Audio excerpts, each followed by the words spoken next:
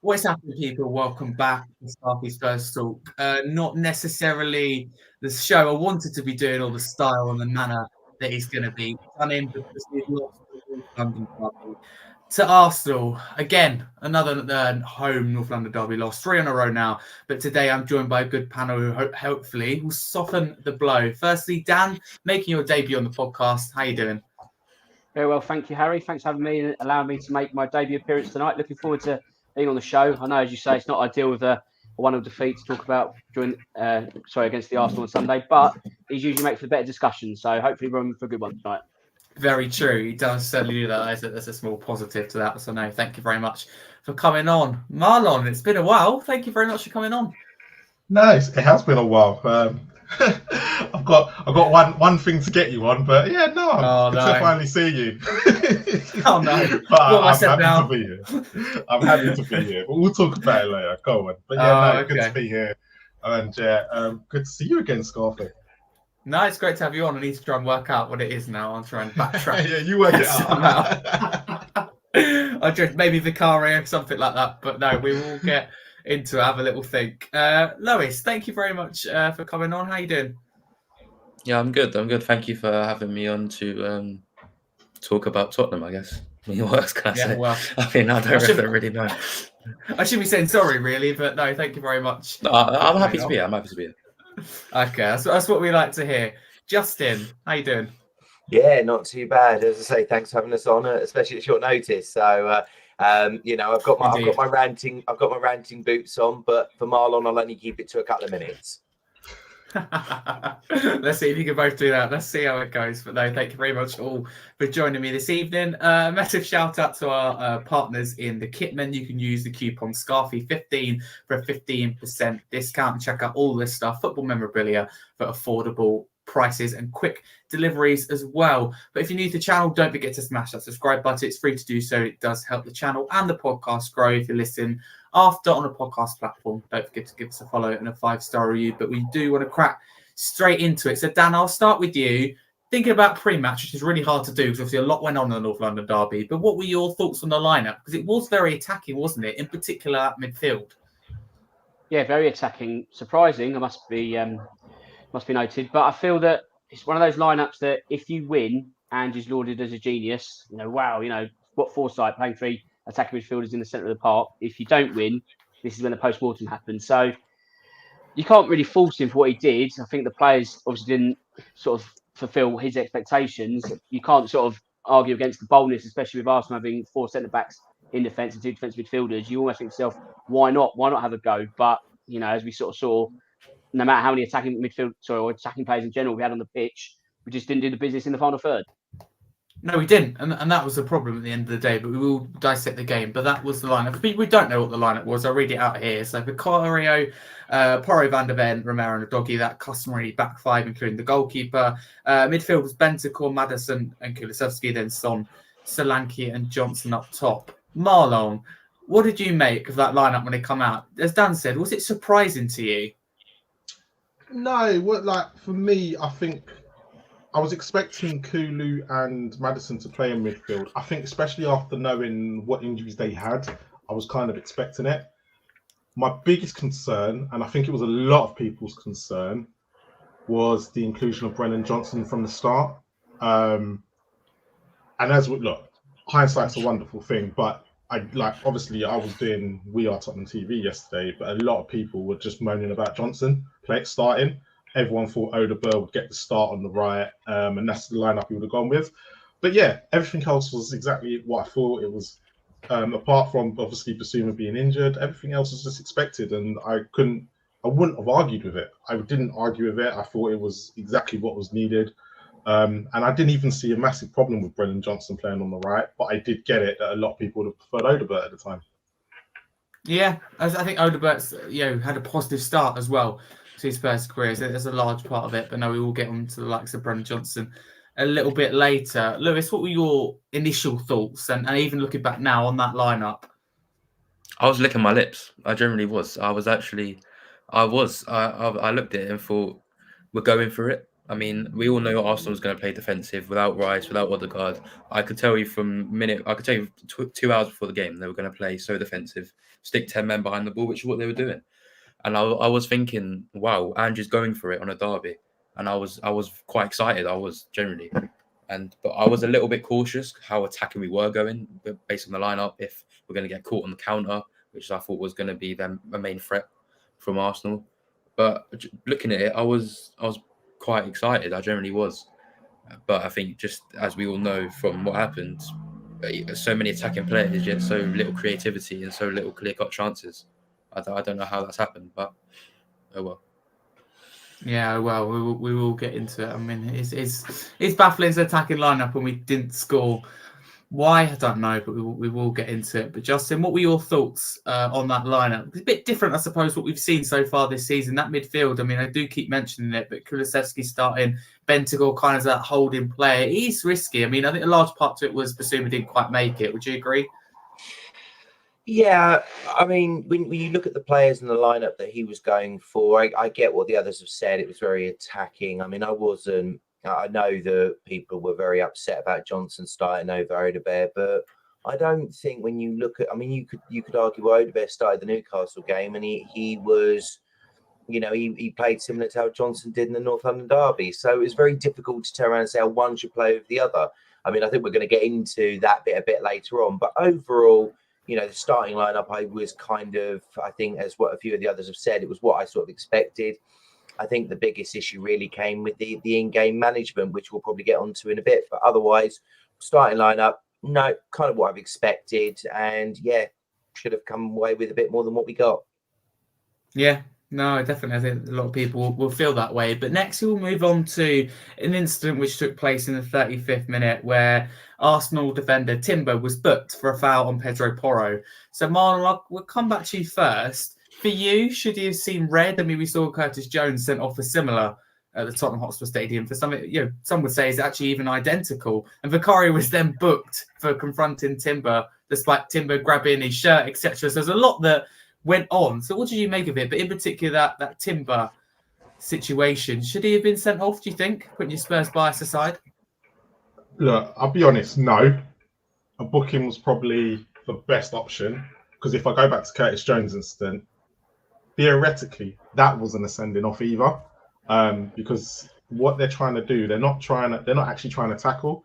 They're trying to put their foot over the ball and it just happens to be Basuma last year and Porro then, right? But it was just a bit less. Look, from Timber, he didn't really touch him, right? Like he barely touched Porro, but Porro is one of them players who will go down in those situations. However, I think a booking was fair. The bit I didn't really get is what Vicario got booked for then afterwards, right? Because if you're booking Vicario, you kind of have to book Timber, which is two separate incidents. Look, he didn't. So it's down to the ref what he thought Timber was getting booked for, but it probably would have ruined the game if he'd been sent off. And if I'm being completely honest, would it have made a difference for Spurs? The way we're playing at the moment, probably not. And that's just me being honest. We didn't create nothing. I don't think then what that situation probably would have done is made Arsenal more defensive and gone, here you go, try and break us down with 10 men behind the ball instead of, 11. That's a good point, actually. I didn't think about that. I mean, I wouldn't mind an Arsenal player being sent off. But if you look at it like that, yeah, they would have sat in and would we still score being put? Yeah, even if we're playing now, I don't know. I think we did certainly struggle. But Dan, what did you make of that situation? Were you surprised that Timber didn't see red? Because for me, it's one of those that I watched at the time. I thought, I didn't really think that was a foul. But you see it back and you think, okay, I can understand why it's being questioned for a red card. Do you like to see those being given? As Marlon said, full intent there is to go for the ball. Well, it's one of those ones that always looks worse with multiple replays and it's slowed down. Don't get me wrong, it's still a bad challenge. Was it bad enough for a red card? I don't quite think so. I think the motion of him just pulling away rather than rolling over the top of the ball is just about saved him. It's not quite in the same ilk as Curtis Jones last season. Then, of course, you've got the follow-through with him and Vicario just a few seconds later. Now, Gary Neville touched on this yesterday in the sense that Gerard Gillard is giving all these yellow cards early. And that's made a rod for his own back, but also then there's a higher threshold for the second yellow card. Had Vicario and Timber Timber not been booked just seconds before, and Vicario and Timber had that skirmish, they would probably both been booked. But because Timber's in the book already, the referee's probably thinking, I don't want to send you off. I don't want this to become 11 versus 10. It's that kind of, if it was just a standalone incident, that would be a yellow. But just after a yellow's already happened, is it enough to then have a second yellow? You kind of hitting that kind of, is it a big enough level? So that's probably Timber's saving grace. And that's why Vicario alone has got the yellow card in that instance. So it's all down to the referee and his own thresholds. If another referee does that game, say Anthony Taylor or Michael Oliver, could have been completely different. That could have been a red card. Vicario doesn't get booked because Timber's already gone. It's all kind of different circumstance. So you could play that game 50 times over with 50 different referees, and you're going to get 50 different outcomes. Yeah, subjective then in that case. No, I think so. I think it's one of those that will continue to kind of boil over, and discussion will be ongoing. I think Curtis Jones, that thing is still slowly died down, but a lot of people still discuss it. But generally, I don't like to see those given. If I put my bias aside, when your full intent is to go for the ball, I mean, it is in most cases, but they're so close, as Marlon says, just for winning the ball, and I think it's frustrating. I mean, Timber did get a lot of the ball. I don't think it is as bad as Curtis Jones's tackle. But Lewis, what did you make of it? Because I haven't spoken to you about this actually since the game, and we did speak about the game, but not this. Red card for you? No, it's just not a red card. I mean, a lot of people probably might have thought. I mean, Spurs fans probably would have at the red card. I mean, it's not really. As you said, the intent. You can see the intent's going to get the ball, and he's not trying to cause. Well, going back to when we went to Aston Villa, like when McGinn tackled the Doji, if anyone remembers that, ball's miles gone at that point. Red card, yeah, but I mean the ball's still there. It's to be played. So no, it's not a red. What I don't understand, I think people brought it up, is how Vicario got booked, because Vicario, I think, confronts him, but Timber's the one that puts his hands on Vicario. He literally grabs him by the chest, by the shirt. So that to me should have been a yellow, I think, because you can't grab someone. I mean, the football game, I believe it's probably a booking. So I mean, it probably could have been booked separately for that incident. I know, as Dan spoke about, he probably can't do it for two separate incidents. I understand, but I still feel like that's probably like violent conduct. Could that come down under as? So I think he could have been booked for that, and I don't understand how Vicario was booked for that. But as I said before, oh well. I mean, there's not really much you can do about it now. But yeah, I just don't understand it. No, I don't. I think the pushing and shoving, that's part of an North London derby. I think the threshold has to be raised for the first and second yellow card in derbies like this. I'm not saying that 2-footed tackle should be accepted, and okay, if you're gonna by all means book Timber for that, I think that'd be the right decision. But the stuff like Vicario, we're just going and confronting someone, and little pushes. I mean, there's too many yellow cards in that first half. I don't know about what any of you thought, but I didn't look at that first half and go, I said that was a really dirty half. It's not like when we went to Stamford Bridge, the Battle of the Bridge, it wasn't like that. But there was a lot of yellow cards, in that first half for us, but also for them. I think we got 5-6 yellow cards. So it's a really big amount. But Justin, where do you stand on this? And are you with the guys that maybe the worst bit here is Vicario getting booked, where he does very little? I think the problem being is that he's been booked up from what I can see for instigating an incident, in sort of like that ruckus and things like that. And that is where it is. I think Timber is very lucky, because I agree with what Marlon said, and I agree with the others in terms of should he have got another yellow card? Probably. But because of how close it was, the existing incident, I think it's been swept up within it, and I think that's what saved him. Basically, I think if it had been the tackle that happened in the first half and then the second half, that incident happened, I think he'd have been off. So I think the referee has put them together and done it that way. So I think that's kind of where that incident has come about, and obviously where Vicario has got himself booked. But I think, as we saw in that game, Vicario really should be focusing on other things rather than squaring up to people outside his box. Maybe should be squaring up to people in his in terms of set pieces rather than that. But that's perhaps something else. But in terms of that, I do feel that is the reason Timber didn't see red and Vicario saw the yellow. Okay, interesting. Well, thank you very much for that. Half time, it was 0-0. Dan, I will come back to you. What were your thoughts on our performance in that 45 minutes? Should we have been ahead at the break? Did we do enough to, test Raya and really cause trouble to that Arsenal backline in that first 45 minutes? Well, the fact we scored no goals would suggest that we didn't. We had chances, maybe the wrong players with those chances at the time. Dominic Solanke, probably the most guilty chance of all early on. You're probably not going to get a better pass to you in the North London derby. Just sharpness wasn't there. I know Les Ferdinand was saying half time that strikers take 2-3 games to get into their stride when they start the season. Maybe you can put it down to lack of fitness, especially coming back from an injury. But really, to be honest, if we're paying 60 million plus for a striker of that ilk, that's really got to be a goal. So frustration not to score. You could also look at it from a positive to say that we didn't concede. Vicario tested with the Martinelli chance and also Havertz's header. So you kind of think to yourself, well, maybe just a draw at 45 minutes is about par.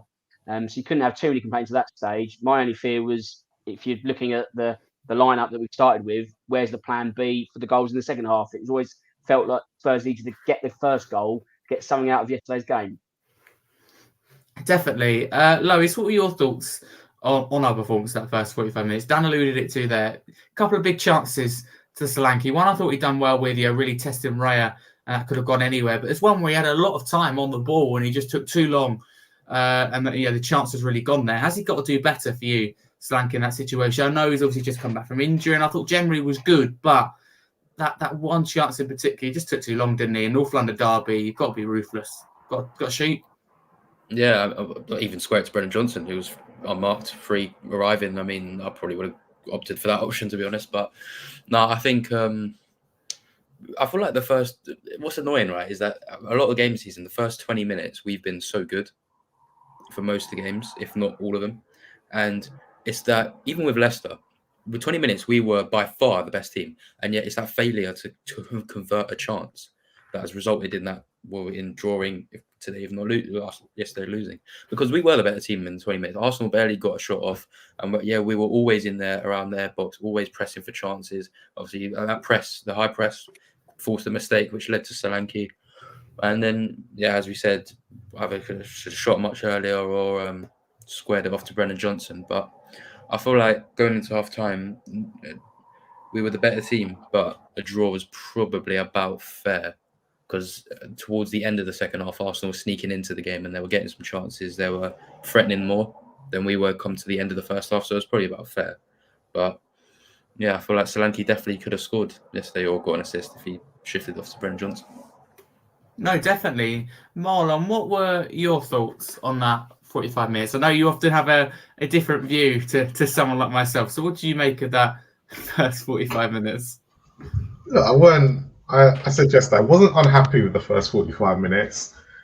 It was just that, we had the ball, but what did we really do with it? And that was just the concerning bit. Defensively, we were all right. We were quite lucky with the corners in the first half that Saka was taking some really horrible corners compared to what the Arsenal were used to. He wasn't even getting them in the box, or he's placing them too far. But on the whole 45 minutes, apart from Martinelli had the best chance of the game. Right, if we're all being honest, Martinelli, another player, another elite winger who's on form, probably curls that round Vicario. Right, we just got caught at that once. But apart from that, we tended to play. It was a lot on the left. Arsenal kept going down the left. They saw Porro as the weak link, right, and they did get past him a few times, but it wasn't anything concerning, right. And like the first 20 minutes, we were okay, but it was all passive. The whole game was a bit passive, and actually the yellow cards was just a bit of a joke because when you actually looked at that first half, both teams weren't really, when you think about it, if you was a neutral, you'd have probably fallen asleep in that first half. That is how slow the game was at times, right? And you were like, okay, it is what it is. But as a fan, I was just more happy that we were still in the game, but we hadn't really created much. And Solanke's chance, there was a chance to lay it off to Johnson, but it's Johnson. He would have probably just hit it straight at Raya. Kulusevski then has a chance as well, which Raya makes a good save. And then obviously from the flick as well, Raya makes a good save, right? But it's only if Solanke just got it out of his feet quicker. That was all it was. Maybe down to rustiness. But it wasn't the worst game I've seen, but it was kind of not. for a North London derby, it wasn't great on the eye that first half, but I was more satisfied that we were going in 0-0 at half time, and it's probably a fair result. Yeah, probably. I'd agree with you on that. I think it was really tense first half. Yeah, certainly not one for the neutral, and you don't often say that with a game the Spurs are involved in under Ange Postecoglou, but I do think this is one that wasn't for the neutral. Justin, I mean, Marlon mentions there about what we actually do with the ball, which I agree, I don't think is a lot. So, Justin, I mean, we talk about not killing games. I mentioned it a lot myself, not getting that goal when we're on top, or maybe not getting that goal at all, not getting the second goal. Is a large part of that for you down to the fact we actually don't create clear-cut chances? I think it's down to the quality. I think if you look at the quality we have in terms of at the top of the pitch, I think we're looking at 4 wingers that, let's be brutally honest now, where they're at, wouldn't get into a top 14. And I think, let's be brutally honest, Arsenal played a game where they turned around and they were set up in a way they knew full well that we weren't going to, we weren't gonna threaten them. They were comfortable. Okay, we managed, we dominated possession and we had the most chances, that and the other. But I mean, you look at teams now, are they really going to be worried about the likes of Johnson, Odegaard, Werner and Son? No, they're not.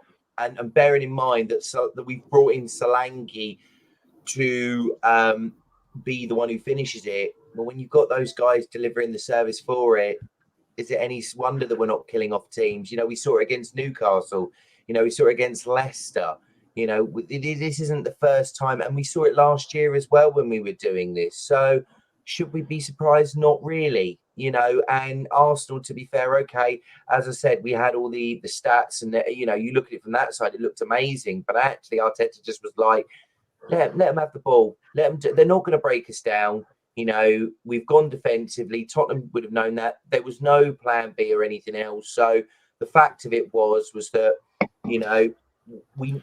there was not going to be that ultimate end product that we needed to finish these games off. So I don't think it's that, the ultimate quality in terms of the final third. I think it's the quality we had on the pitch to do that. And then when you look on the bench, there's not much more in that area that we could have brought on that would have been any better than what Arsenal had. They took their one chance. That's all they needed. No, okay, that's fair enough. I'm interested by a comment in the chat. Just going back to what we talked about with the whole Vicario situation and the Timber situation. We've actually got a former referee who's left a comment. So big up to Chris, who says, Timber, foul, definitely not a red. It's a yellow, no force or intensity, quite low down. And the follow-up is very key. Who's the aggressor? Vicario. I find that really interesting. But we will move on. He's actually going to come on the show in just a little bit. I'm going to get his thoughts because obviously the Arsenal goal, a little bit of controversy. Was it a foul on Romero? But there were 7 bookings in that first half, 5 for Spurs players. Dan, for you, should we allow more tackles and like that to go in the North London derby without handing out yellow cards? Difficult, isn't it? Because you can't just sort of say, because it's a derby, everyone's permitted to kick lumps out of everyone. Because next week we play Brentford at home, and that's another London derby, but of a lesser kind of magnitude. You can't then sort of say, well, no, you can't tackle as much. You've got to try and treat all Premier League games as equal. Yes, there is that kind of extra narrative of 2 teams hating each other as much, but you kind of can't really allow them so much extra leeway. With that being said, though, the referee went far too early with his cards. And when you go that early for something quite sort of tenuous, you've got no wiggle room yourself, have you? So when you book in, who was the first one? Saliba on quarter of an hour for something that really, in any kind of Premier League game, probably wasn't a yellow. Add magnitude of the derby, everyone's fired up. If you've got sort of just any other tackle thereafter, you've kind of got to think, right, well, I've got to book him. So I think the referee, I wouldn't say lost control, but because he made the referees back so early, we saw this kind of litany of yellow cards, where, as I say, with another ref, who maybe would have had more experience, don't forget, of a North London derby, this being Jared Gillard's first, if you had someone like a Michael Oliver, for example, I don't think you see anywhere near the amount of yellow cards. So it's kind of, it's easy to sort of dig out referees in the situation, but I think he's played his part rather than Tottenham and Arsenal being dirty, so to speak. Okay, that's really interesting to hear. Thank you. Chris, welcome on to the show. Ex-referee. How you doing? Yeah, I'm not too bad, guys. Nice to see you all. Yeah, feel free to hit me with any questions. Just on that point that was just made about a more experienced ref wouldn't have shown so many cards. Anthony Taylor just set a new record at the weekend in Bournemouth versus Crystal Palace. There's no more experienced ref than him. But it's not North London derby, though, is it? So why would he referee that differently to Bournemouth Palace? Well, no, I'm just saying, Jared Gillard's first North London derby. If someone like an Anthony Taylor or Michael Oliver's probably got experience of how to manage the derby a bit more. Bournemouth Chelsea's not the same as Spurs Arsenal, so and no two games are the same anyway, are they? So, exactly, but if you can't manage Bournemouth Palace without 14 cards, then just Bournemouth Chelsea though. But sorry, Bournemouth Chelsea. Yeah, absolutely correct. Yeah. Basically the one. No, that's really interesting. But Chris, how do you think Jared Gillett done? Obviously, it was a big occasion for him. Do you support the decision still for him to have that opportunity? And how do you think he done on reflection? I thought he did all right. There's nothing massively. Yeah, obviously I've got a background in this. I worked for the FA for 5 years as a referee coach, so I do view games differently. I don't get upset massively about too many decisions. I understand what's going on, what's going through their heads usually. There's nothing that sticks with me where I felt hugely aggrieved as though he got massively things wrong. The Saliba one we mentioned, was that when he ran off with the ball?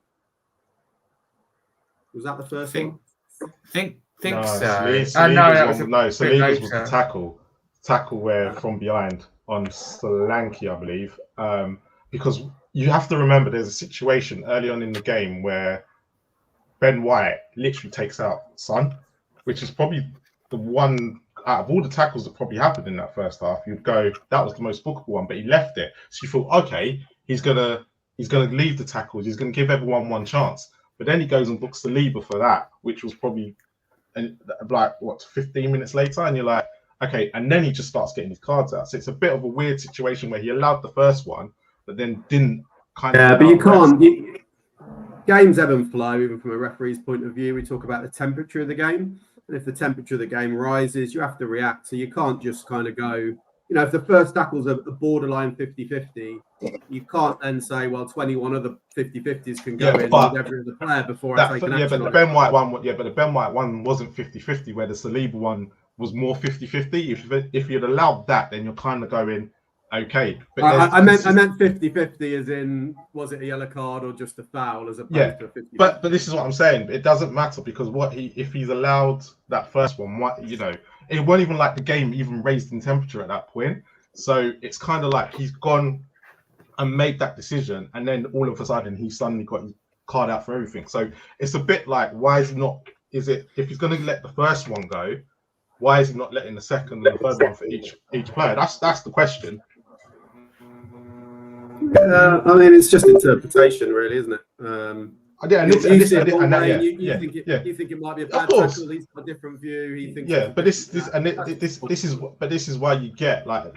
It's been the most bookings this weekend, right? So it's kind of you're going in that situation of, are the referees now, have they been told a new initiative? Has there been something different in the game?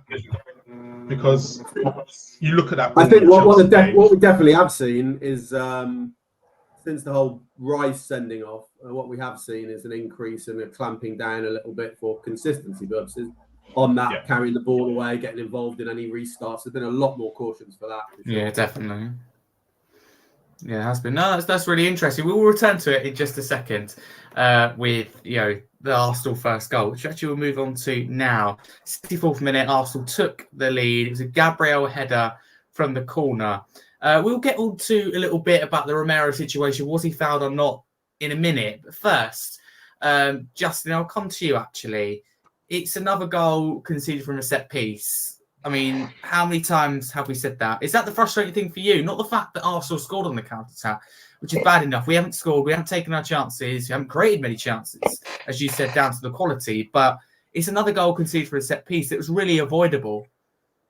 Well, I don't know if it was avoidable. The reason I say that is because Ange's attitude to it is mind-boggling. This is a guy who, we've seen the stats, the amount of goals we've conceded, and you can forget set plays. I mean, I think we've kept 4 clean sheets out of the last 37. I'm sure there'll be someone who can correct that for me, but I think that's what I heard today.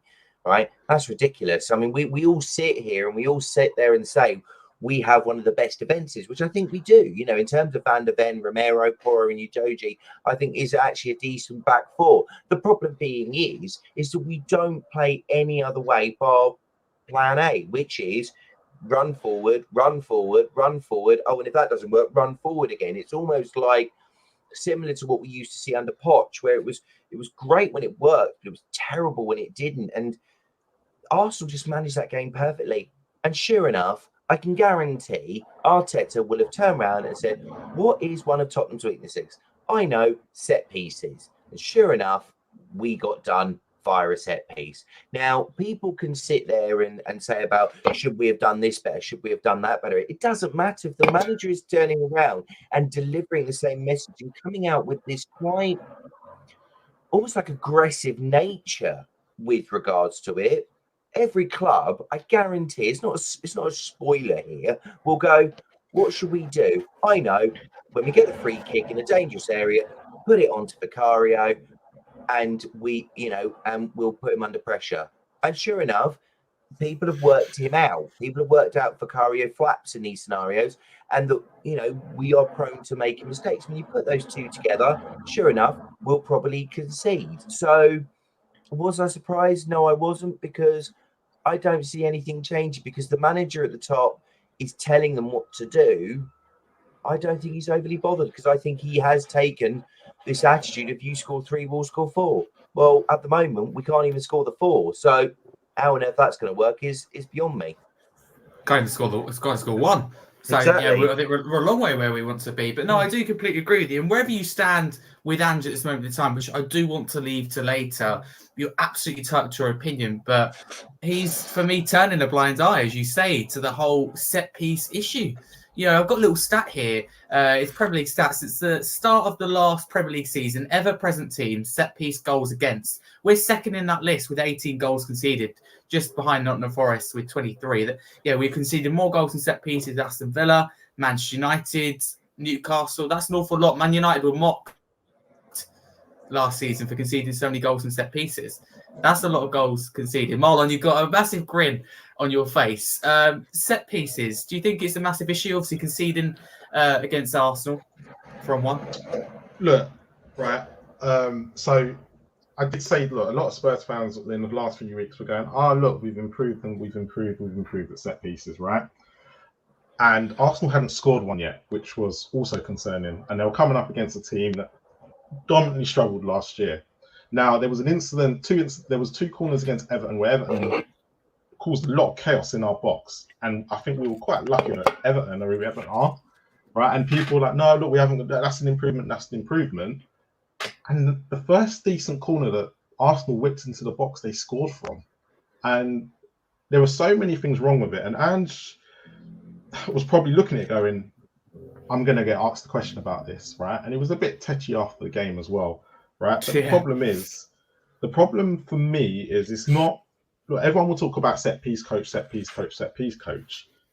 me, that's not even the biggest issue. Our coaching staff that he has is the biggest issue for me. And a lot of them are not at the level, right? And have shown, because we can see what we're doing, are not at the level that's required to be coaching at an elite level club, right? And what I mean by that is, right, we're all coming on these podcasts, right? We're all sitting there saying, and it's the same thing over and over again, right? You looked at pre-season, when the first team came in, the goals we conceded in pre-season was laughable, right? And I remember I was moaning when I came back from holiday, right? And everyone's like, why are you moaning for? We've gone and won all these games. And I said, because nothing's really changed. And people are like, no, we're doing this a lot better. And I was like, okay, let's see when the season starts. Let me see where we go from there, right?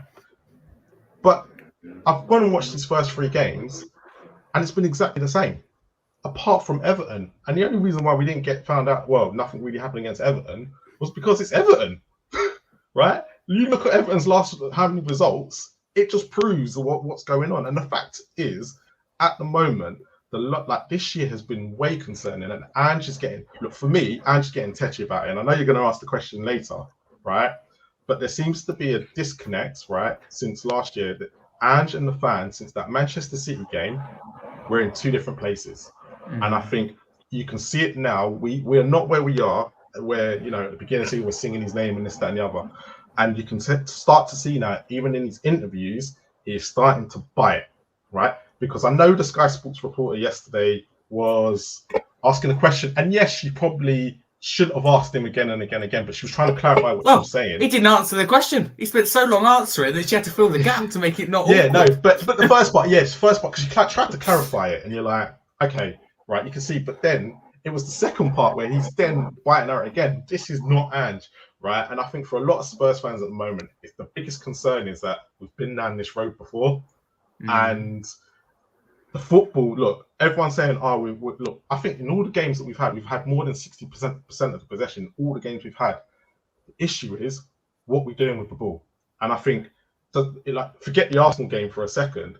This has been the whole season, right? And for me, when you've got this level of players, these tactics only work against the sides that are near the bottom because they don't have the quality to press. But you come up against an Arsenal, right? And let's be honest, Arsenal were missing Odegaard and Rice. They weren't playing exactly. Look, did Saka have a good game yesterday? No, right? And this is the issue. None of them really had a good game. But once you get a little bit of quality in the team and you can do certain pieces what you're good at, you'll win the game against us. Right? Gary O'Neill told everybody the blueprint last year when he went on Sky Sports, right? Straight after that, how many games did we win? The 2 relegated sides and Villa. That's all we've won since he went on there. And now everyone's using it. There's 2 ways to beat Spurs. Newcastle did it the week before, and Arsenal have done it on Sunday. The problem we've got is how many other teams are going to come and play against us exactly the same way. And if our front 3 was the biggest concern last year, right? Obviously, it's Solanke's first game, but we'll see what happens. Like, Ange he's got to have a plan B. Unfortunately, the Premier League is a tough league, and let's be honest, people use Pep as let's take Pep, right? Everyone says he's the blueprint. Manchester City's, I can't remember if it's the first or second, Edison kicks it long to Haaland. That's having a plan B. Yeah, no, it is. And they use it. I think you can make a valid case that Ange's system maybe doesn't work against the bigger teams, but we will save the Ange conversation for later because I do have a little segment planned. To get back on topic with that goal, Lewis. Chris, I'll come to you after to get your thoughts, but I'm going to ask you, Lewis, first. Do you think, firstly, Romero's got to do better to stay with Gabriel? And is there a potential foul in there? I mean, I think we've really got to be looking for something to say that, but is he hard done by? No. Romero has to be stronger, unfortunately. I mean, he likes to clamp people, but then as soon as it gets a bit touchy in the box, he just backs out from it. I don't know, but like Romero has to do better there for sure. I don't think that's a foul. I think we're clutching at straws to say if that's a foul or not, and to try and get the goal disallowed.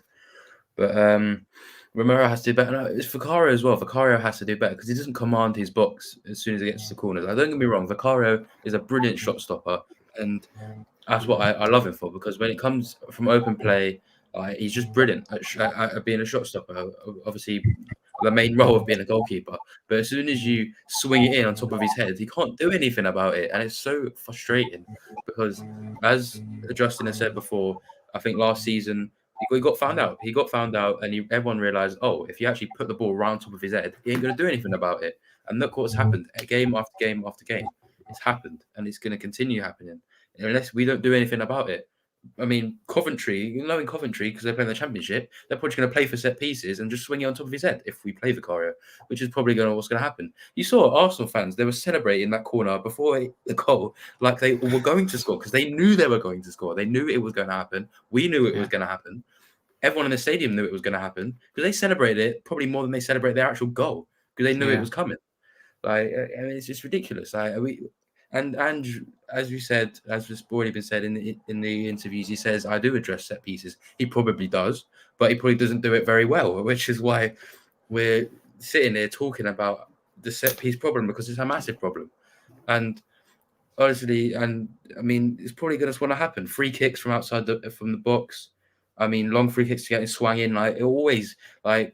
Before, I was never really too worried about this, but when a corner comes in, I'm sitting there probably looking away from the TV or the game thinking, it was going to be a goal. Because 80% of the time it probably is going to be a goal. Yeah, but I'm sorry, but set pieces last year were the reason we lost the home North London derby, and set pieces this year are the reason we've lost this home North London derby as well. I mean, talk about no lessons being learned. I mean, we're talking about a manager, who's had quite a few years of managerial experience. I wouldn't argue maybe at the highest level, to be honest with you. I think he would say otherwise. He always wins, as he come out with yesterday. I would debate that where he's won as well, whether there's much credibility behind that. But like Keith said it, we will get on to Ange. But I'll come to you actually, Chris. From a referee point of view, there's nothing in that, is there? That Arsenal goal. I mean, Romero's got to do stronger. I don't think it's a foul. Do you? Absolutely clutching at straws if we want that. I mean, basically, if that's a free kick, football's a complete non-contact sport, right? And we have free kicks every 2 seconds. I did see Spurs fans on another stream saying a letter of the law and all that kind of stuff. But if you go down that route, like Van der Ven, I think it's Van der Ven, has got his arms all over an Arsenal player before that even happens, right? So if you're going down that route, then it should be a penalty for them in the first place. So it's not. There's some contact, it's fine. Howard Webb, who's in charge of the PGMO refs, said kind of last season that, we've got to get used to there being some level of contact.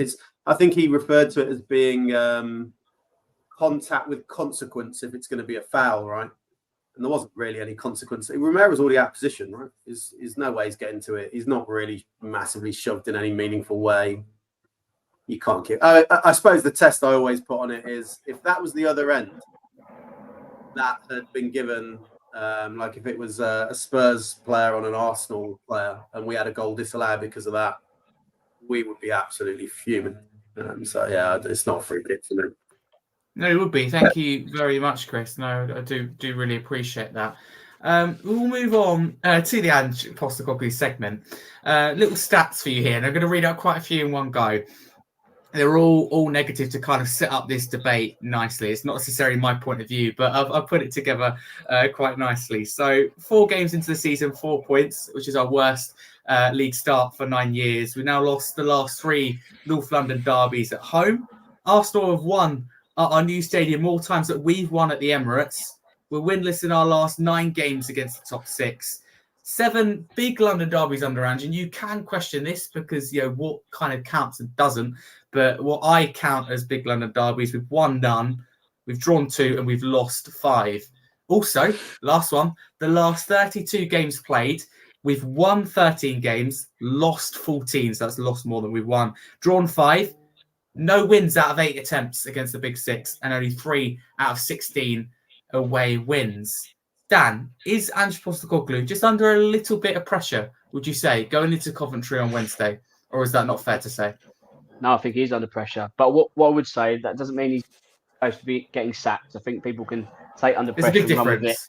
Yeah, of course there is. But I think sometimes you put on Twitter or whatever, Ange is under pressure, and you get a lot of people saying, you're an idiot, why are you saying Ange's got to go? So I'm not saying that at all. But if you looked at each club and managers and where they should be at the moment, I'd say Ange is probably one of the top 3 managers under pressure because Spurs are underperforming for where they should be. I mean, 4 points from 4 matches is not Tottenham level at the moment, is it? If we're trying to be knocking on the European door, we're nowhere near. Yes, you could argue that we've narrowly lost to Newcastle and Arsenal, but if you're being realistic, you'd probably be wanting 6, maybe 7 points from the first 4 matches. So yes, there's pressure going into there's pressure going into the League Cup. I dread to think what happens if we don't get the better of Coventry, because Ange has already bombed out the EFL Cup last season at the first hurdle to Fulham. So we need a cup run to sort of bring some cheer and joy to this club at the moment, because it's not the best of times, is it? So yes, he's under pressure, but then again, a couple of wins, win in midweek, win on Saturday, and that pressure starts to sort of ebb away very slightly. So it's too early to be too reactionary, but it's going to be a tough week for the Australian.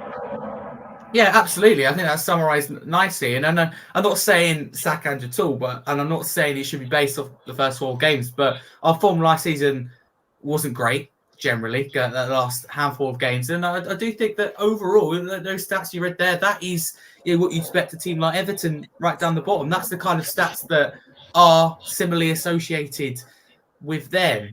Justin, is Ange under pressure? Where do you stand with the situation? Is it right to question his future, question his in-game management, etc.? I think you can question his tactics. I think we can question certain things that have been done. But for anybody who's sitting there and saying Ange is under pressure, it's like, well, what would happen if he goes? You know, this is the part I can't get my head around with this whole situation, because nothing would change, nothing would evolve. You know, you can see what Ange is getting frustrated with, because he is working within a very tight restraints, being data driven with some of the signings that ultimately you have to see on paper, as David Pleat sort of came out with last week.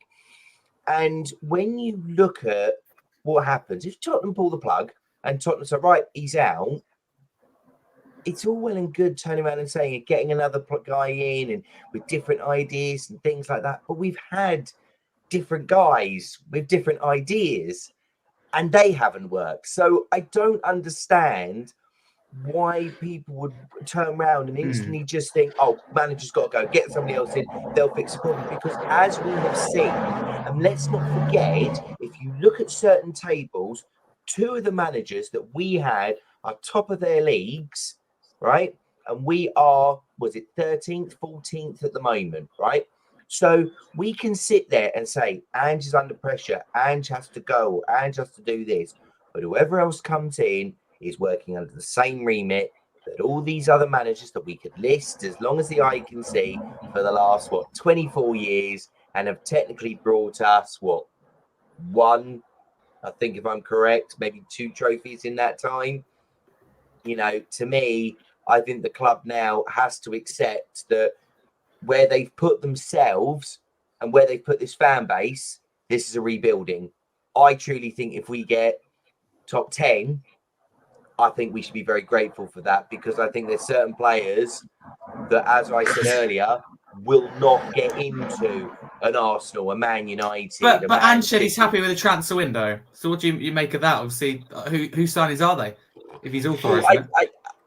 Let's be clear. I think he's happy with the signings that have been brought in, and he's happy with the window based on that. But we can all sit there and argue that we're left with Ben Davies as our backup left back. We brought in Timo Werner because we couldn't be bothered to get a top quality left winger in. You know, we've got a situation where, let's be brutally honest here, if anybody sat there and, okay, the argument against Enzo Fernandez is a disgrace, but let's be brutally honest, Rodrigo Bentancur is looking at a 6 to 12 month, 6 to 12 game ban, right? So he's going to not be replaced. We spent £40 million on a youngster who didn't even come on for a game that we've been told he would have been ready for, right? Lucas Bergwall didn't even come on at any point. So when we're getting to a point where we've got players we have brought in, and yet in one of the biggest games where we should have been looking to make changes and looking to show, they weren't. But is that the manager for not using them? Well, you could argue it is a manager, or could you argue that the club have made the decision to sign this player at the expense of going after a left-sided winger? Because I'm telling you now, if we'd have worked a lot quicker, we could have got Michael Elise, right? We could have got other players through the door that would have been better than Timo Werner. If anybody is turning around and says, whether it be on this chat or anywhere else, that Timo Werner would have been good enough, honestly needs their head examining. Because I can guarantee you this, he would have said he was happy with that signing because he'd been told, I'm getting you this because I'm getting you something else instead. It wouldn't have been a case that this club would have gone, Timo Werner's our best option. Because I can guarantee you, Postecoglou would have probably said, are you, and I won't say the exact word, but are you kidding me? No, please don't. Because absolutely he wasn't. And this is what we've been left with on that left side. A guy who is proven against Chelsea, proved when he went back to Leipzig, and proved in his second half of last season, he can run, he can do lots of running, but it summed it all up perfectly when the only thing that blocked Odegaard's shot was Werner, right? And then his first choice is a guy who, no disrespect, 32 years old, legs are going, and I think we could kind of slightly be cynical and say that the reason he's still here is for marketing purposes. That's a good question, Harry. Yeah, so we could say it could Okay, be down to just ask you a quick manager. question. I sort of take some of those points, but you say we should we'd do well if we finish in the top 10. How can we accept that when the manager himself says there's no reason why we shouldn't challenge for the league and that we always win things in his second season? If that's what he is saying, he's got to back that up. And we can't accept 10th if he's saying there's no reason why. He's happy, right? No reason, in his view, why this group of players should not be challenging for the league. Make it happen. It's all well and good, but I can tell you that I can run 100 meters in 5 seconds. I'm not going to do it, but I can tell you it if you want to hear it. Let's be brutally honest. It's nonsense. It's absolute nonsense. This is where I think this is something that Postecoglou is trying to change psychologically. And I don't think he realizes when you look at anywhere else, it's done through money. The club has always argued that money doesn't bring you success, but it does. 9 times out of 10, if you spend the money and you spend it in the right way, you are successful. But this club has always decided to run things on a budget. Now, yes, if Postecoglou came out and said we'd be lucky to finish 10th, I think everyone would go bonkers. But I think also people would sit there and say, sorry, go on. Just be sensible then and say, this is going to take a couple of years. We hope we'll challenge for Europe. Maybe we'll get in the top 4. Come out and say there's no reason why we shouldn't challenge for the league. We're already 8 points behind. I'll be brutally honest with you. I totally agree. I'm not sitting here and defending Postecoglou's comments, because I sit there and think is that if you're turning around and saying this group of players are good enough to challenge for the title, you need your head examining, because some of them aren't good enough to help you keep you in the division. If I'm being brutally honest, I think there are levels of players that we have that I would sit there and question, are they good enough to get you a title? Because I can guarantee you, as I said, some of at least the top 8 would be looking at some of those players and wouldn't touch them with a barge pole. That's why I think he will talk his way into the sack, and because he talks, I like him as a guy, but he talks utter nonsense. He maybe does, but I think the problem is the club. My question with that is, if he does talk himself sack, who do you go with? Who is going to, unless they're looking for a payday, which we saw Mourinho was, we saw Conte was. The only people who take that job on now are the people who can tell the owners what they want to hear. Take the payday, get sacked, bring in the next guy. It will be that. Nobody else will take it if they are desperately serious about winning trophies. I mean, the biggest problem is not Ange, right? No, I don't know your views, but I think most Spurs fans would agree the biggest problem is not Ange. But it doesn't mean that he's part of the solution. I've got to admit, in the last few games now, I can't see any way this is going to get better. The guy does no adapting to anything. I think his tactics are crazy. And when he comes out with stuff like, no plan B. And at the weekend, it's like, there's some agenda about, I'm not interested in set pieces. Yeah, that's because you said it last season, mate. Yeah. He creates his own problems. What we're talking about now, right, is purely based on him. He made the decision to come out and said, why can't this team challenge? I'm a winner. Okay, you can keep that quiet, and there's a way of going about it. But he whether people like it or not, he's arrogant. Whether he means to be or not, I don't know. But he comes across to me. I listened to him yesterday, and I really struggled to listen to the end. For me, he went on and on and on about him, and I find it a dribble. Pre-match, fine. Go on, Marlon. Yeah, but let's play devil's advocate with that. And I do actually agree with what Justin, Chris, and you are saying. But you'll get Spurs fans out there, and this is what they come out with, right? And what you want him to say, I know what I want him to say.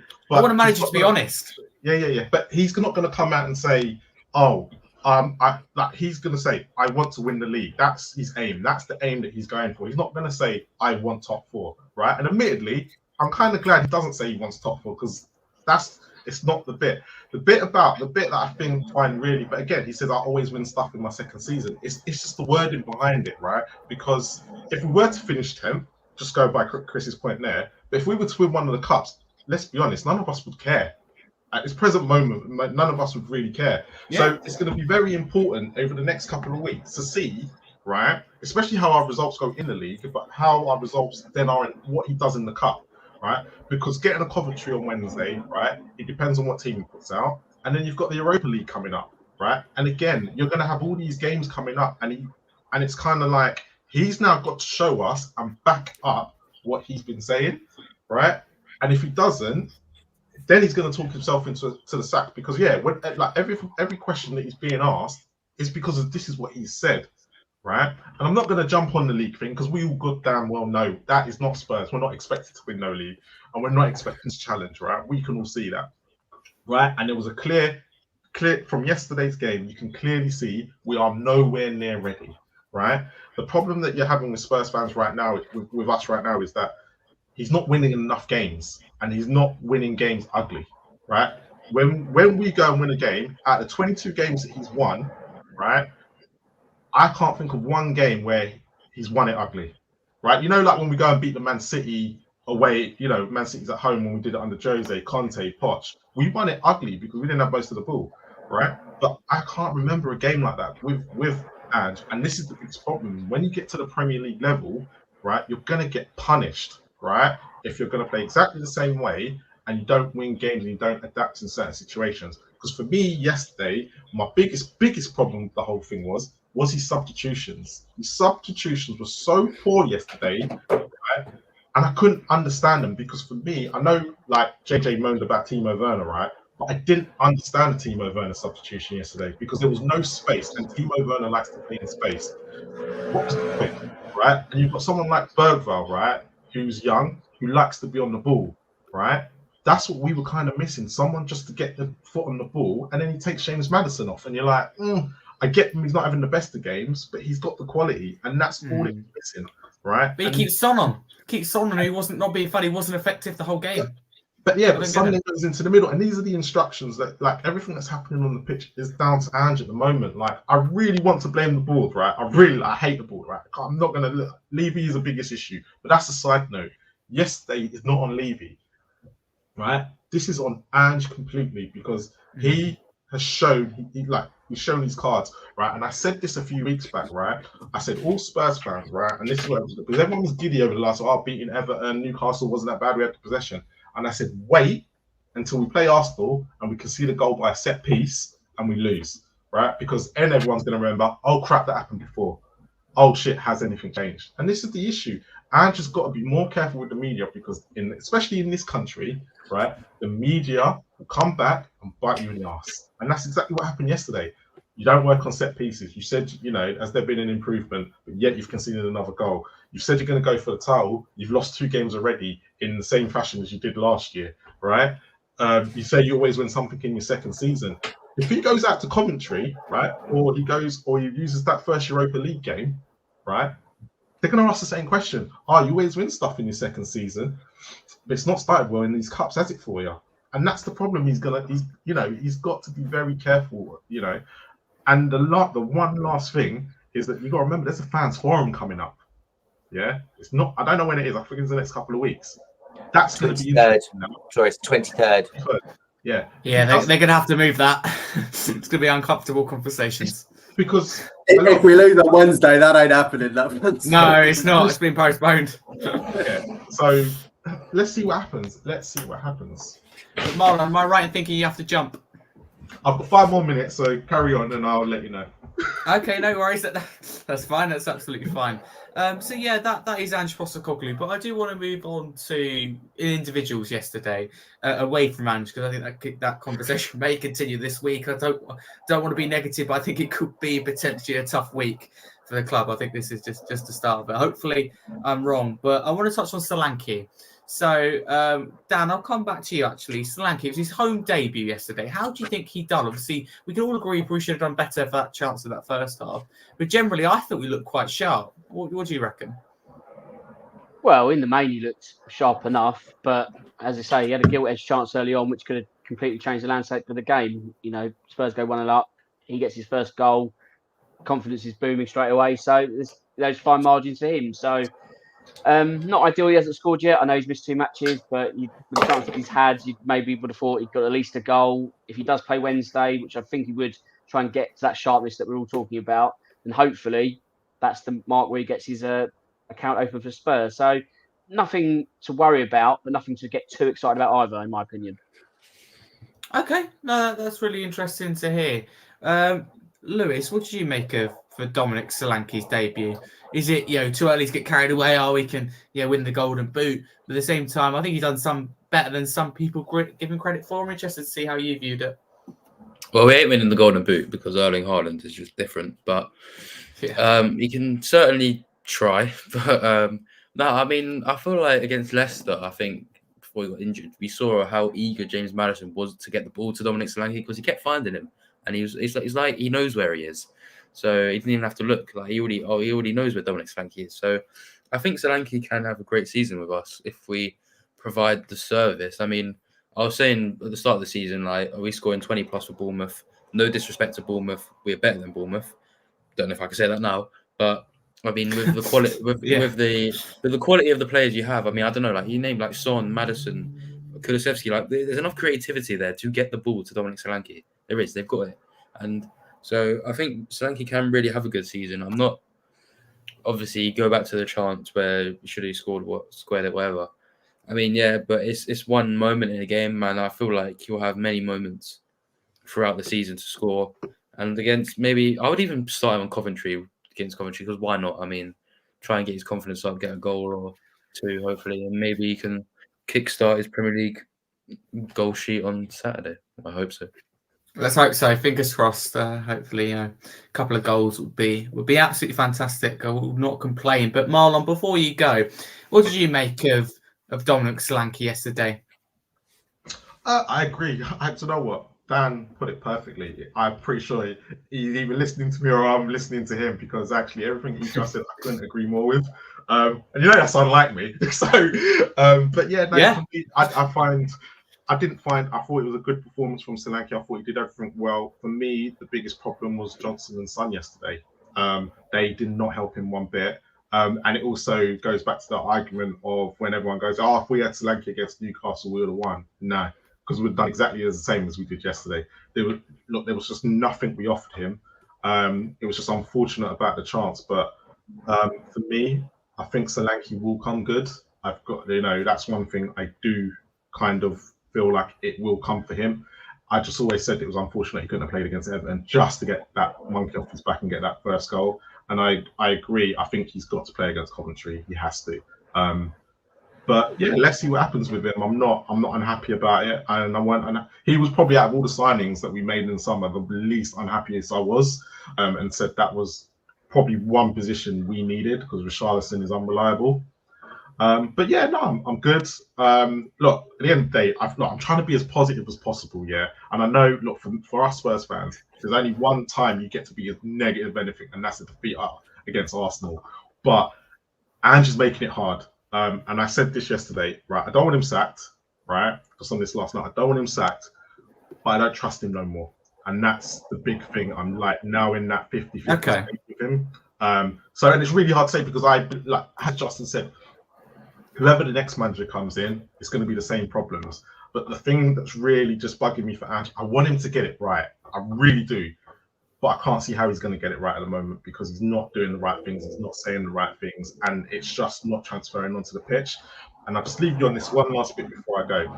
The biggest concern that he said yesterday was, right, and I'll leave you lot with this. He said that it was nothing to do with about set pieces. It's our concentration. Right, and actually, when you think about all our goals, it's all about switching off. And every single goal we've conceded this season has been due to some sort of switch off, on which mainly Romero's been blamed for. Right, but if we keep having these moments, right, it's concerning that these switch offs keep happening over and over and over again, and that's the big thing he's now got to address. Right, because they were happening last season and they're happening again. So. Let's see what happens. Yeah, look, I think 3-5-2 would suit him. Dragushin coming in because he's the best header in the club, right? And actually, that's part of the reason why we didn't really concede against Newcastle from set pieces was because Dragushin actually tries to win them and he's more aggressive with it, and that's one of his attributes. But I'll leave you with that. Scarfy, thanks for having me on, right? And if you get a question at the end, please someone ask him, right? And this is for Scarfy only. Oh no. Is he still happy with the Timo Werner signing? Is he still good backup? But nice to meet you all. Brilliant guest, Scarfy, and I'll be back on soon. But yeah, Spurs Kings TV for anybody that don't know, and I'll see you guys. There you go. You beat me to it. Thank you, Marlon, and thanks for that little hint at the end. But no, thank you very much. Have a good one. All the best. He had to drop that in, didn't he? Yeah, we will move on though. Next player, James Maddison. Wow. Where do I start with this one? Chris, I'll come to you first. James Maddison. What have you made of his recent form? I've seen a lot of criticism, recently about him. I mean, he does all this big talk, right? This really frustrates me, but he doesn't back it up on the pitch. If you're not confident, maybe he's a confident player, but he's certainly not showing that on the pitch. I don't think a lot of it is him. A lot of it may be his system that we play. I think the fullback's getting his way. I think that's down to the manager. But what do you make of Maddison? He gave it the big in pre-match. Did he deliver for you? Yeah, I think I'm more inclined with what you just said. I just don't think the system suits him at all. Is he performing well? I mean, clearly not, right? I can't see anyone can put forward an argument that he's playing well. But, this guy, you think back to when he's playing well for Leicester, right? He's got like wingers, and I'm not brilliant at recording names off the top of my head, but he's got wingers either side he can ping it to. Someone like Vardy stretching play in front of him. Tielemans running past him. For us, he's got Porro and Udogie stood next to him. He's got wingers who often, I know we didn't yesterday, but you got Kulusevski, like he's going to invert. Son comes inside a lot as well. Yeah. Solanke even started to drop deep a little bit yesterday, and then it's just everybody's in the same area. So, is he playing well? No, but I just don't think the system suits him. I'd also extend the question to generally in terms of the whole thing around Ange, but which players are playing well? Which players is Ange improving? Because I don't really see that he's improving any of our players, but that's a slightly different thing. Yeah, no, who has he improved? That is a very good question. I know with Ange, it's a long thing, and I don't think sacking him solves anything, to be honest with you. But I just think that week by week, he's just getting harder to believe. The way I look at it, how can you believe in a project or process when you are going backwards? You get bumps in the road, but if you see the same mistake, 7-8 months later after you make that mistake, you're still seeing it pretty much every week, if not every other week, then you have to question what's going wrong. It's like, I don't know, appointing a member of staff and they do something wrong, like maybe they break a rule for violent conduct, and they're still doing that 8 months into after you've appointed them, they're still doing it. On a regular basis. When do you have to cut your losses and go, enough is enough? That is the question. It's not to say him in his future, but I don't know. I think it'd be interesting for him. Well, can I just say though, right, is that I hate to say this because we just lost to them, but how many Arsenal fans said Arteta out, sack him before it got better? Yeah. How many? Because you have to. I hate he adapts though, doesn't he? He's an adaptive manager. He does adapt, but let's be brutally honest. I think it was just as like lockdown was ending, whatever, and fans were starting to get back into the stadium. During that whole lockdown Arsenal thing, that was a shocking Arsenal team, and and then it was coming back. It was about a good few months. There was like Arteta out. There was loads of them, and there's nowhere near the level as to any Spurs fans now saying Ange, because none of us are really saying that. But I mean, Arteta's been there like 5-6 years now, and everyone can say, oh, he only won one FA Cup, but in 6 years. But I mean, let's be brutally honest. I mean, in 6 years of Ange, if we would have 6 years, would any of you take one FA Cup? Probably not, right? We're finishing second in the league 2 years running, probably. Yeah, maybe. But I mean, I don't know. As you go, I agree with you. Sacking Ange is not by far not the solution. I think I would definitely still give him the season unless we're in the relegation battle, because it just doesn't solve it. There's no good managers really out there to poach. I don't see it changing. I mean, he is getting back though, because we are signing players. You can't go out and sign someone for 65 million, a striker. You can't sign a winger Udobert 20 million, Archie Gray 40 million. Like, we are backing him. We actually are backing him in the market, because we're spending a lot of money, and he's not coming out and saying, "Oh, I'm unhappy," because he's getting the players he wants. He's happy. He said in the interviews, he's happy with Archie Gray, he's happy with Bergvall, he's happy with Solanke. He really rates him. But apparently, Udobert was on their radar from right at the start of the transfer window. He is getting exactly what he wants. So if he's not backing up on the pitch, then how do we know that though? How do we know that? There's a lot of money been spent, but because he's saying in interviews, he said it in interviews before. Of course. He probably doesn't want the sack, right? So he's going to toe the party line. But are we really saying at the start of this summer he would have gone and said, look, we're going to spend, what have we spent, 140 million, whatever it is, and just gone, well, in that case, I want Archie Gray. Really? But I agree with you, Chris, to be honest with you. But that's on him, though, isn't it? That's on him. You should avoid the whole topic. I think you agree with this, but don't say that you're happy with it or that we can compete for titles. Just go, it's a good win, we've done what we can and we're focused on the season ahead. Or don't go, this team can win things. You can go, say, look, I do usually win things. We've got a project here. But the other thing is, we talk about a project. Can any of you on this panel, and I'll tell you what, raise your hand if you think that we're going to finish, in the top 4 this year. Not one person. So that means we're not going to make progress from last season. So what is the point in a project if you're not making progress? That's my question. The only caveat to that, Harry, is that let's say we win the Europa League, get into the Champions League through the back door. So it's not. Can you see that happening? I can't see us get through the group. Well, I mean, no. Well, we should. Not at this rate. The extended kind of format. I'd be very, very surprised if we were outside the top 24 teams in the Europa League. You don't know. I mean, it's all about just getting to the next, getting to the knockout bracket in the winter. Then you have to sort of weigh up where your league form is. You might put all your eggs in the European basket because league form is still where we are now. We might be 13th all season. You don't know, do you? So all you'd say is that if you don't get top 4, it's not completely over, but then you are asking a big ask of Ange and the players to go and win Europa League to then get back into the Champions League and keeping your season and probably the next season alive. So it's not kind of time to throw the baby out the bathwater, but when you've got such minimal opportunities to win silverware, games such as Coventry become even more important because, as I said earlier, if we lose that one, we're down to realistically an FA Cup or a Europa League to get any kind of silverware and end this drought which has been going on since 2008. Yeah, all I'll say though, right, is that when I was born into this Tottenham where we don't go for the league, because let's be brutally honest. When we were winning, because we were kind of a cup team back in the 90s and the 80s, we were a cup team. We always were. We were never a go for the league team. We never was this. We won 2 Europa Leagues, won EFL Cups, we won FA Cups. The thing is about Tottenham, right? I don't think we are a club like City, Liverpool, United, or maybe even Arsenal go for the league, because the last time we won a trophy, we were a mid-table club. We were. You can't argue with that. We were a mid-table club. We finished about 10th and won the Carabao Cup, or like 8th for it. Back in the 90s, I mean, you have like the people who go to Spurs for years, like 50 plus years. They say it for you before. We're never a club that went for the league. We always done it in Europe. You're right, but we're not respecting the cup competitions. Like I think also. Sorry, I was just going to, sorry to interrupt. I tend to understand where you come from, Lewis, with that. I think for me, though, if you look at what sort of ownership and sort of models that we had back at that time, it was very different.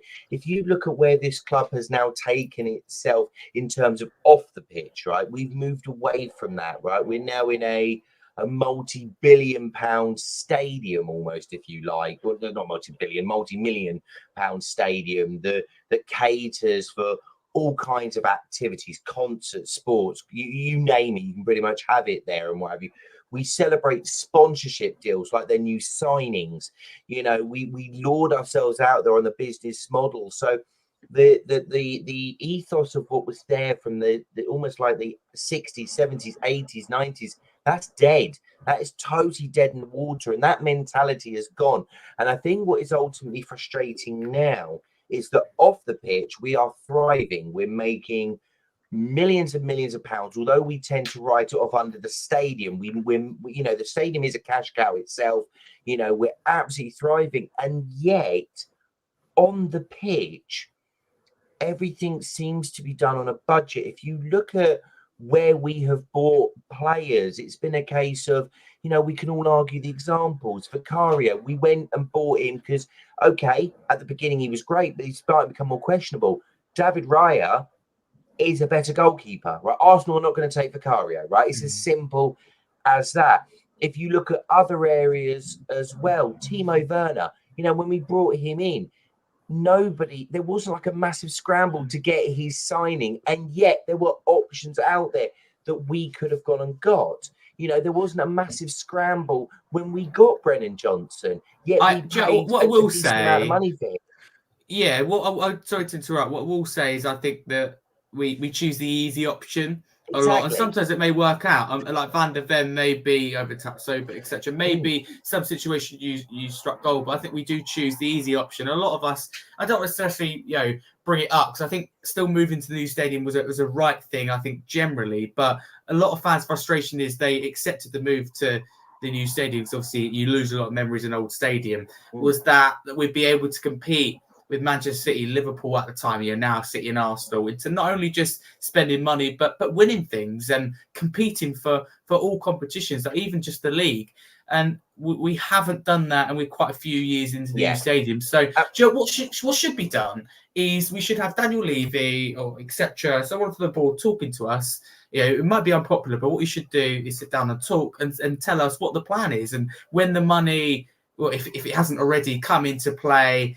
Talk about their long-term vision. We don't know what their vision is for Tottenham. We can only guess. We don't know, what the aim is this season. Harry, I've got to interject here because we do know.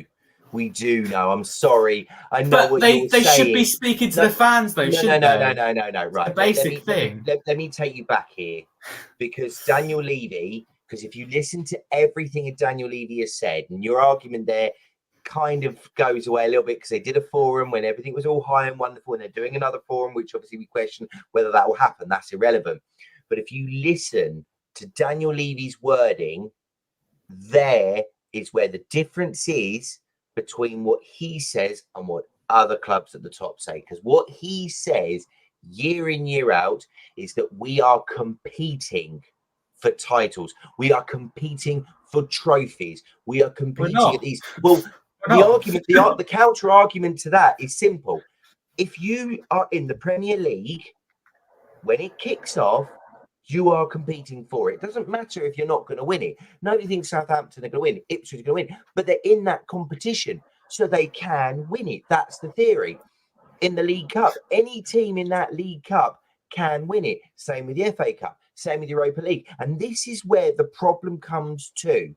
We hear a lot of talk. The great thing with Tottenham is they talk a lot about, they use a lot of words and they spin a lot of different things. But when you break it down, there is no substance to it. It's no different to listening to a politician when they're talking about policies or they're talking about where they want things to go. They can turn around and they can spin things and use certain words, and you listen to them and they'll use certain words. But there is nothing on this forum, I can guarantee you this, not at one point will Daniel Levy turn around and say, we will compete, we will challenge for the title. We will, go for the big signings. We will go after that. We are going to go and win the Champions League. We are going to go and win trophies. He won't say that.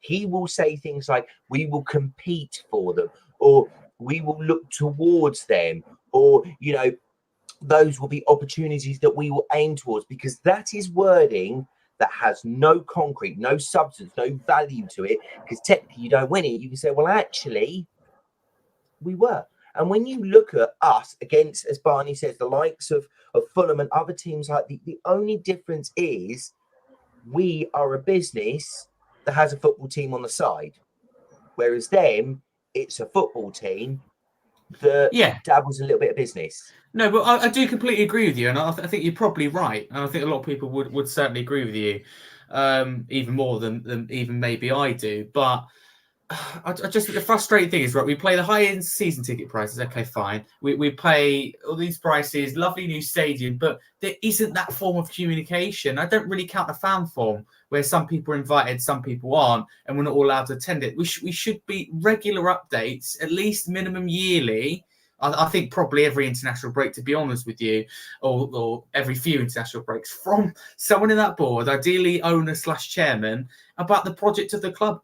I know we say this, but we should. What's the aim for this season?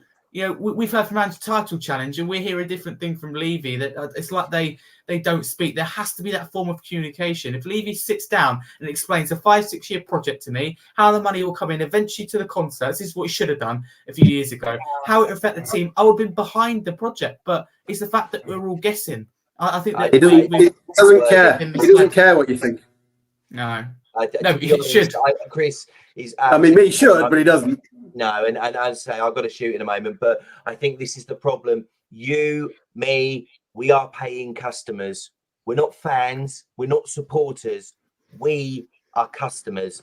You know, you look at how it works in terms of, you know, the people that come across and this, that, and the other, and how we do different things. We don't aim it at the hardcore supporters that have gone from when we were at White Hart Lane, where, you know, we were struggling to stay in the league, and, you know, we need to bring back the lights of Clint when we had Alan Sugar and all these other bits and bobs. You, me, everybody here is a customer who comes in, pays their money, watches some entertainment, spends some money in the shop, eats some nice food, looks at the scenery and goes, oh, that's nice, but we'll never bring a trophy. And if you look at the awards that the club are proud of, it's the one that do not affect the pitch. You know, that we are the best run club, that we've got the best stadium, that we've got the best ground, and we've got the best pitch and all of that. If you're telling me any fan truly cares about that, that would be impressive. But Yeah, I've got to that's shoot. what I But mean. yeah, I mean, 'cause as I say, if you said to me, right, we go back to the old White Hart Lane, 30,000 capacity, but we challenge for, because let's be honest, the last time we challenged for We the league could have competitively, we was in the White Hart Lane with Pochettino. yeah, we could have done. He took us to that point and we bottled it. Yeah, you say to me, you go back to the old White Hart Lane, it's probably a bit of a dump because, I mean, it's so old, but we're actually competing for the league, and like it's a football club, because it is what this is. This is a football club, but it's And not. save that money to spend on transfers. Yeah, I'll take it. I mean, you of course you take it, would you not? Yeah, you would. I've got to shoot though, but thank you, Yes. Harry, for letting us on, guys. Good Where to see can you people all. find you? Well, if I'm needed as a last minute sub, hopefully I've done better than Werner has. It doesn't take much. But yeah, generally Twitter is usually where you can find me, or here, or Spurs Kings TV. So yeah, thanks for having us on, and hopefully I'll catch up with you all soon. All right. Thank you very much, Justin. Have a Cheers. good one. See you later. Thank you.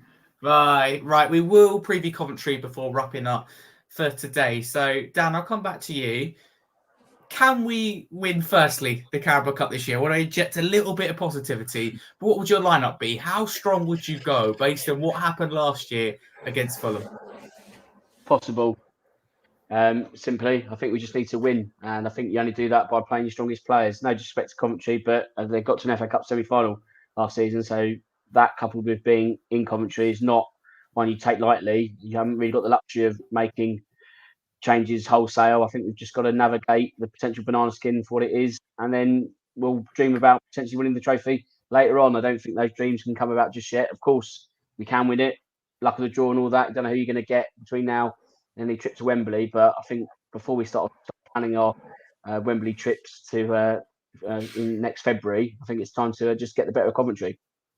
Yeah, definitely. I mean, we might be planning different trips in the Championship now. All jokes aside, you're absolutely right. We have to, take each game as it comes and see if we can progress. Because, not being funny, and I'm not being negative or anything, but I don't think Wednesday will be easy. We're talking about Coventry game, Man United, real test. They got to the semi-final last year, the FA Cup. So they have something in them. They're a strong Championship, outfit, which cause challenge to the upper Championship teams as well. So I don't think that we'll roll them over. I don't think this is done. We've got to stay 100% concentrated, and still put a fairly relatively strong team out. Lewis, what would your team look like for Coventry?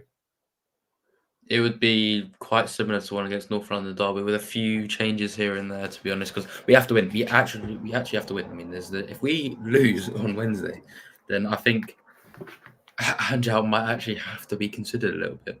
Being generally honest, but I don't really want to say that. But we actually have to win it. I mean, going back onto your point earlier, do you think we can win the cup? Probably not.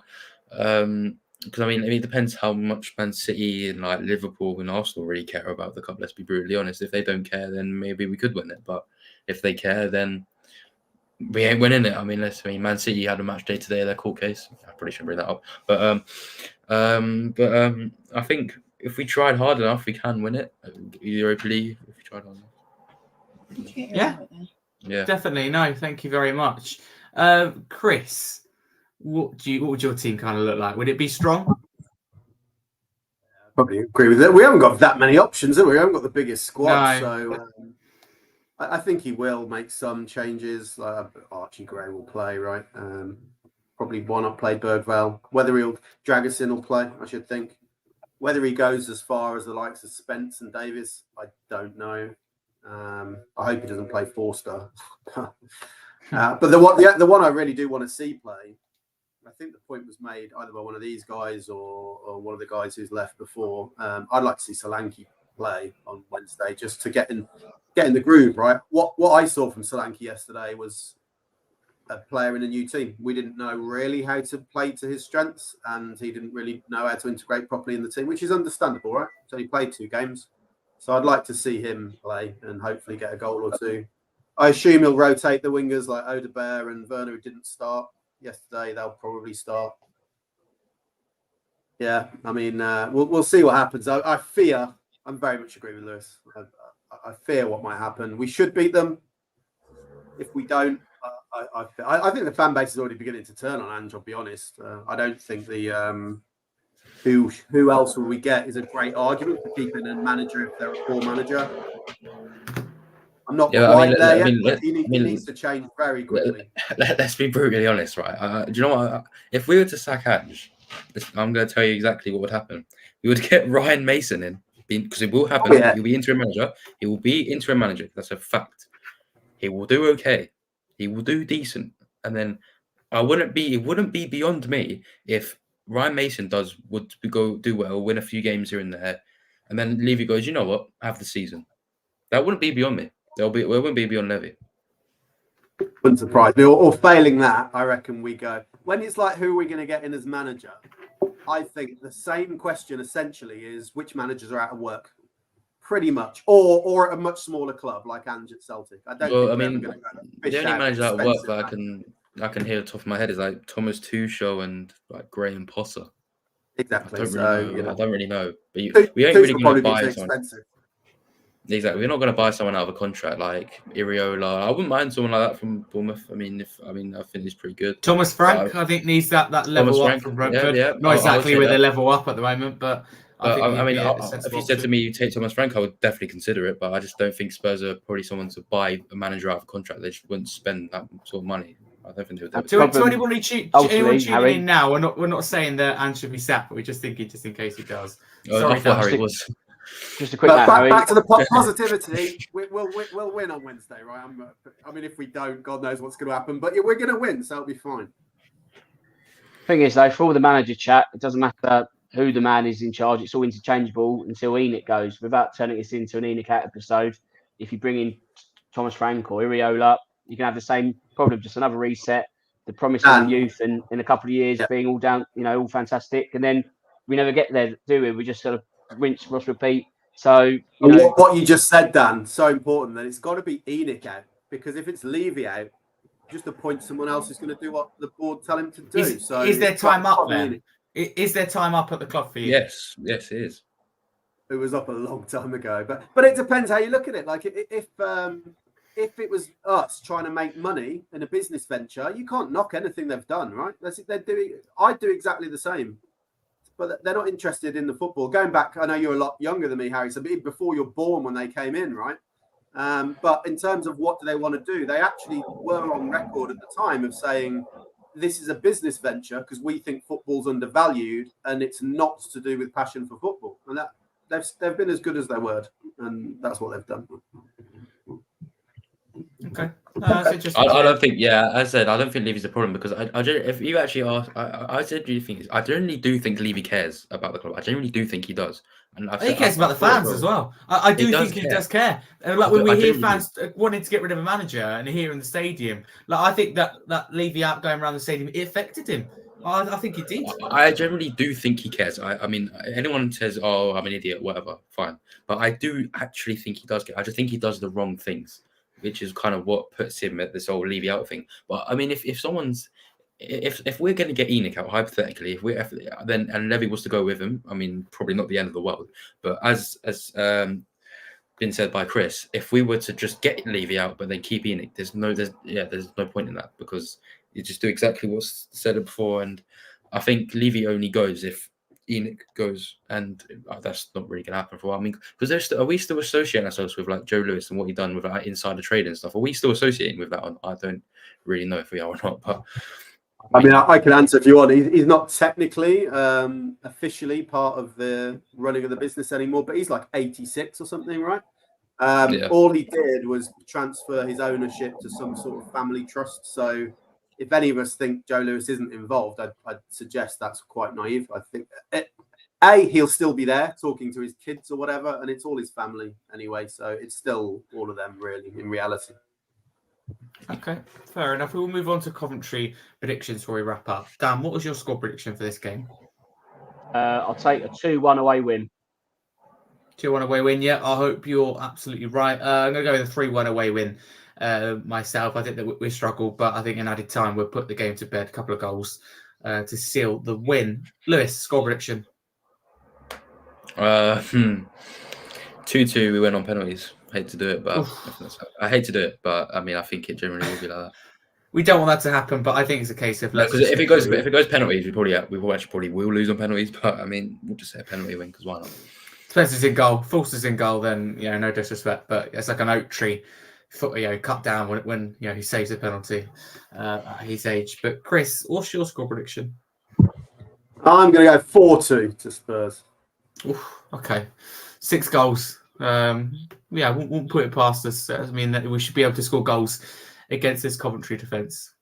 Don't know about conceding. I'm sure we'll find a way as well. But that kind of wraps us up nicely. A busy show, a lively show. A lot of people coming on, and a lengthy one as well. It's a bit of a therapy session today as we dissected the North London derby, previewed Coventry, talked a bit about the ownership, had a little bit of everything in this show. So we do hope you enjoyed it. If you did, don't forget to come over to the YouTube channel and smash the subscribe button. It's free to do so, and it does help the channel grow. Be massively appreciated, even if you are listening on a podcast platform. But if you are, don't forget to drop us a follow and a 5-star review, and you tune in all the way to the end, as you can hear me speaking now. But a big thanks to my panel.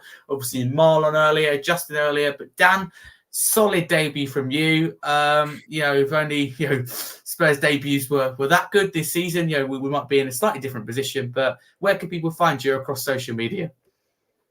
Simply just Twitter, as you can see on the screen, at Dan Tracey 1983. If you like what you've heard today, give us a follow. I'm always happy to chat with anyone. So it's been a pleasure to be on the show tonight, Harry. Hopefully the debut has been well received by everyone else. So thank you very much. It certainly should be. It certainly is by myself. Thank you very much, Dan. Lewis, thank you very much coming on last minute. Where can people find you if they don't know already? Obviously, a regular face on the channel. Yeah, so on Twitter, Romero70 and I said there, on there a little bit. I mean, mainly I'm mainly on Scarface Spurs Talk as admin and do a lot of work on there, which I'm very happy with. And I think me and Harry are doing really well with it, I'd say. I would say so. If I'm, we may say so ourselves. The page has done really well recently, so we do really appreciate your support. Pretty much every game, we cover. Lewis himself personally, keep you updated. If you don't have Sky Sports, don't watch the game wherever you are. Live updates on your phone, and we keep you up to date with information from tier 1 sources, stats, reports, questions, everything. The all-round fan page. So do drop us a follow across all social medias, in particular X, YouTube, and wherever you're listening. But Chris, thank you very much for coming on. A little bit of a last-minute thing as a referee to get your insight. Always welcome on the channel. I mean, this is something big every week, isn't there? As a referee, must be quite busy for you. But where can people find you across social media? So just on Twitter, really, at Spurs CC. Usually, not so much talking Tottenham on Twitter, but getting in lots of arguments about the laws of the game and just some terrible refereeing takes that will probably wind people up. If you want to go and have a look at the debates that I get into and get involved, you're more than welcome. But normally it's just disagreeing with people who don't understand the laws properly. But that's the way it is. No, it's really interesting. I mean, you taught me a lot about subjective decisions. So, I do really appreciate Chris. I've learned a lot from having you on the show. If people want to see me and Chris done individual episodes quite a long time ago, wasn't it, Chris, about refereeing. You added a lot of insight on your career and also how refereeing and how it's done. I think it's still valid to this day. So thank you for that. But massive thanks to my panel. Thank you to everyone who's tuned in. Some lovely questions in there. Sorry we didn't get through many, if any, because of time. We will definitely get to them next week. It's a busy show, bit of a therapy show. So thank you for bearing with us. But massive, come on you Spurs, believe, to dare us to do.